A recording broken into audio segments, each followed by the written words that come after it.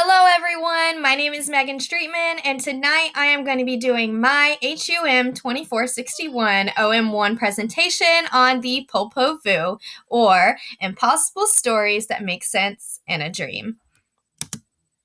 All right, so what exactly is the Popol Vuh?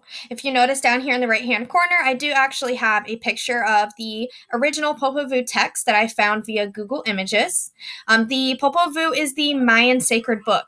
It is a compilation of stories detailing from the beginning of creation of animals, land, and people alike, and also mythological stories from the Mayan culture of important figures and heroes in their culture.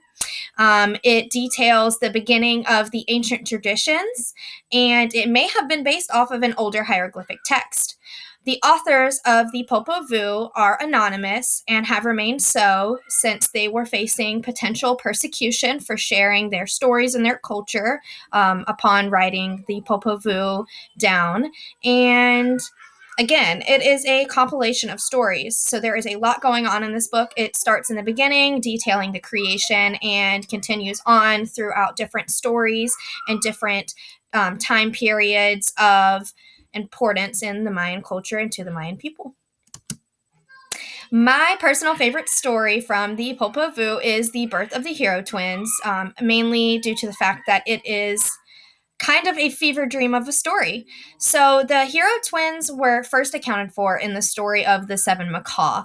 In the story of the Seven Macaw, just to give you a little bit of background on who the hero twins are, the hero twins took down the Seven Macaw by shooting him in the jaw with a blowgun, causing him to eventually have all his teeth needed to be replaced, and ultimately led to them being able to trick him and to his downfall. The hero twins' father and uncle, 1 Hunappu and 7 Hunappu, are deemable to be the reason for their creation. They were very skilled in ball playing, which was a very important and common game in Mayan culture and in the Mayan world. So they were playing a game of ball one day on top of a place they should not have been playing ball, right above the underworld. And when the underworld lords, 1 Death and 7 Death, heard them playing ball, they decided to challenge them to play ball in the underworld against them.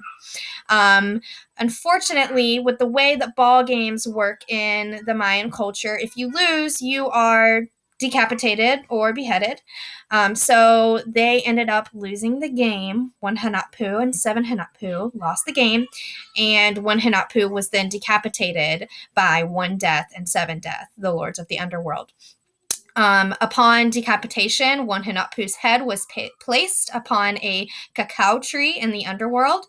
And when one of the underworld's daughters, Sequick, pardon me if I said that wrong, noticed the head hanging from the cacao tree, she decided to go and investigate. And when she did, the tree spit onto her hand, causing her to conceive. From there, she surfaced to the upper world and birthed the hero twins. All right, so understanding the Popol Vuh. I will say the documentary did help me tremendously in further understanding what the Popol Vuh was about and what the stories were trying to tell me. The Popol Vuh was transcribed in the 16th century, so the text is a little difficult to understand if you're not familiar with that type of text, as I am not. It is a compilation of history of the world and a series of tales about particular characters.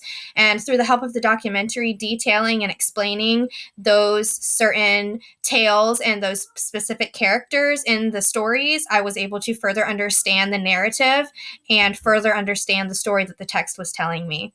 As said by David Domrosh, professor of comparative literature of Harvard University, it has got a lot going on in it.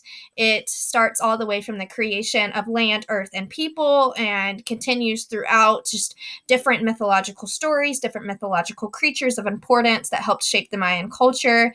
And if you don't have a clear understanding of the characters that they're referring to in the stories, or a clear understanding of what creation was to the Mayan people, you will not have a clear understanding of the Popol Vuh text itself. So the documentary helped to distinguish the main characters of the Popol Vuh for me and helped to further explain the information on the history the Popol Vuh was based on, which then further helped me, further helped me understand what the Popol Vuh was about and what the narrative was trying to tell me. And if you will look at the bottom of my screen, there are 3 different pictures depicted on my screen. One of the 7 Macaw story from the Popol Vuh, the second of a harvester harvesting maize. And if you see in the maize, there are actually faces, because there is a story in the Popol Vuh about the people being created from maize. Or corn. And then the third picture that I have on here is a compilation of different aspects of importance in the Popol Vuh stories, including the people, the animals, the water, and the underworld. All right, so the relevance of the Popol Vuh in today's society. The Popol Vuh still maintains relevance, in my opinion. It maintains relevance because it is one of the few surviving documents detailing the Mayan people's culture and civilization from a firsthand perspective. Unfortunately, when the Spanish conquest occurred, the Mayan people had most of their documentation, most of their texts, most of their religious scripts burned.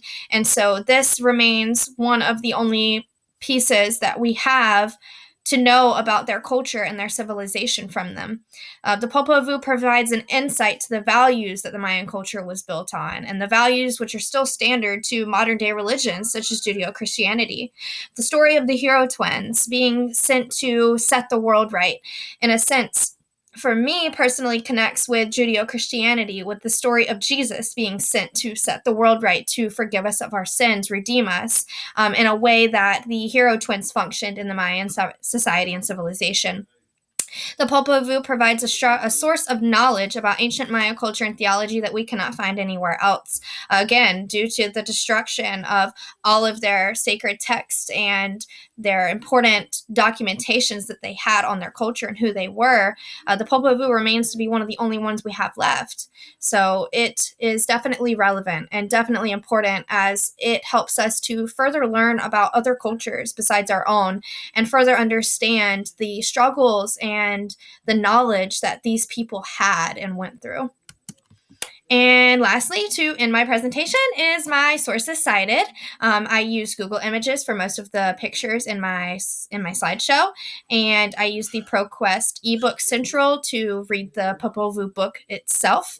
I also utilize the Popol Vuh photo essay to further understand through pictures and small citations about what the pictures were about, what was going on in the Popol Vuh stories, and a detailing of their culture.